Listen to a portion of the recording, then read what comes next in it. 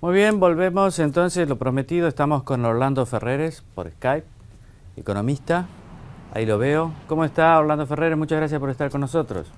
¿Qué tal, Seferino? Muy bien, ¿ustedes? Bien, estaba leyendo hoy el artículo en La Nación que me interesó mucho. Usted trata de salirse de esta coyuntura dramática de los fondos buitre y demás para establecer una de las causas de nuestro problema, que es el déficit fiscal.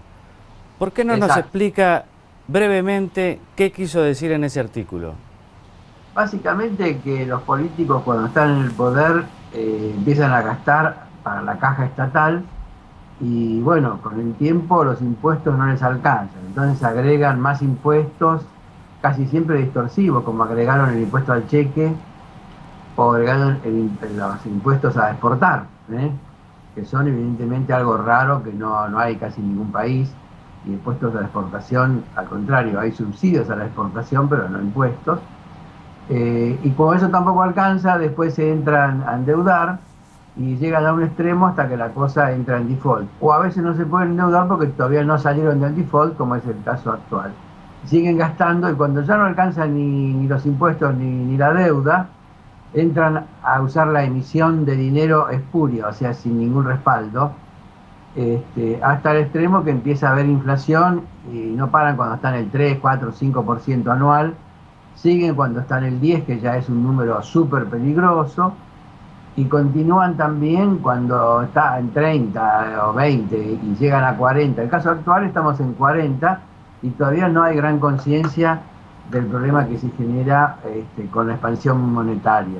Todo eso llega a un momento dado que no se puede seguir pedaleando para adelante y explota. Y cada tanto tenemos una crisis económica, cada 10, 12, 13 años, según el caso.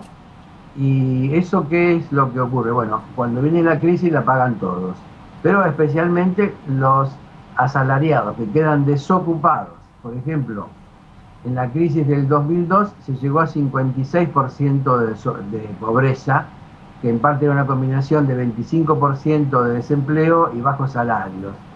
Fue tremendo. Y también en el 89 ocurrió lo mismo, en el 82 ocurrió más o menos lo mismo, y así seguimos cada tanto, cada década con una crisis y cada vez más pobreza. La pobreza después bajó del 2002 porque hubo una etapa buena de crecimiento con superávit fiscal del 2003 al 2007.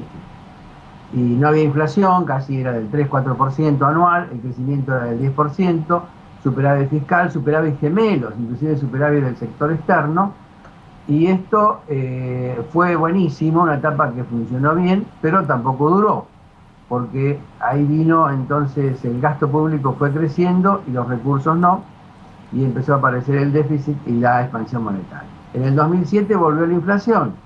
El gobierno que hizo la negó, dijo no es 23, es 7 u 8 a lo sumo.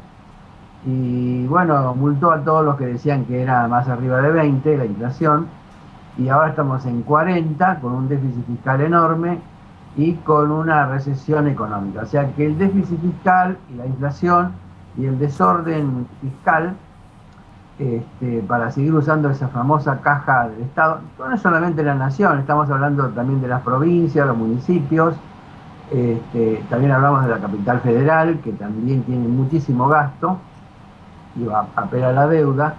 Entonces todo ese conjunto lleva a que el político tendría que ser más previsor y pensar más en las consecuencias en la comunidad y no superar los gastos a los recursos, Ahora, ser ordenado.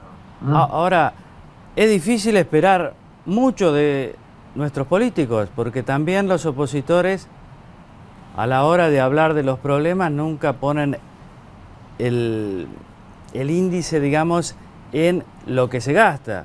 Al contrario, le preguntan, estatización, están todos de acuerdo, fútbol para todos, están todos de acuerdo.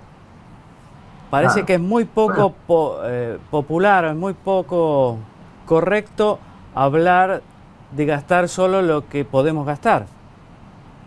Bueno, dependemos en parte de que se instale este problema a través de los medios de comunicación, del periodismo, de que no se puede gastar más de lo que ingresa, que eso es una idea alocada y que no funciona.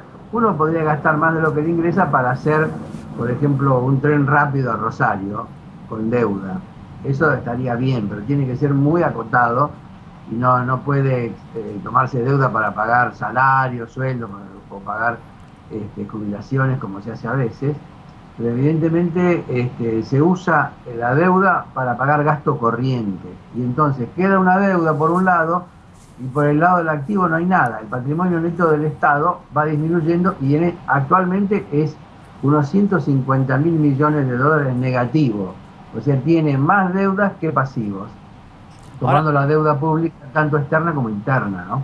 doctor, y no podemos salirnos de la coyuntura, lamentablemente, pero ya hemos hecho nuestra No, pequeña no, contribución. no tiene vida, no Vamos, tiene vida.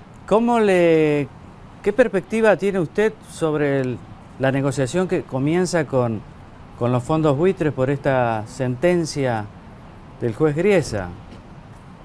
Y los fondos buitre son fondos que han hecho juicios, son muy, les gusta mucho litigar y saben, tienen buenos abogados y nos han ganado 3-0. En primera instancia, en segunda instancia y en la Corte Suprema. Perdimos todo. Así que tenemos que pagar, no hay vuelta. Lo que se puede encontrar, alguna fórmula de pagar para que sea en plazos y a lo mejor con algún descuento. Pero como tienen los 3 fallos a favor, nosotros no tenemos nada y nos hemos sometido voluntariamente a esa jurisdicción de Estados Unidos, no tenemos más remedio que ir pagando. Ahora tenemos que pagar 1.330 o 1.500 millones, según hasta qué momento contemos los intereses, y ya vienen otros 2.700 en pocos meses, y más o menos van a venir alrededor de 11.500 millones de dólares cash a pagar, que si los pagamos con bonos, con un descuento más o menos del 15 a 20%, estaríamos en unos 14.000 millones de tener que reconocer deuda por 14.000 millones que no figuraba en las cuentas nuestras, ¿no? Del Tesoro argentino hasta ahora. Esto estaba marcado con 0, pero evidentemente no es 0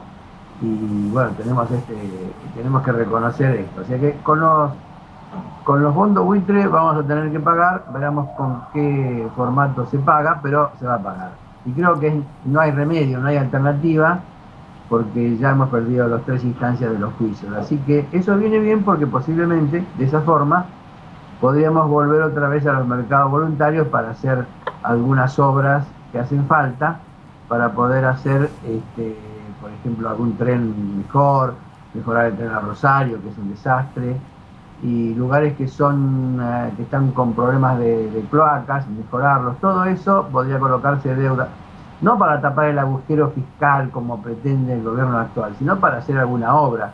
No es para pagar los enormes gastos corrientes en los que han incurrido, que son tremendos.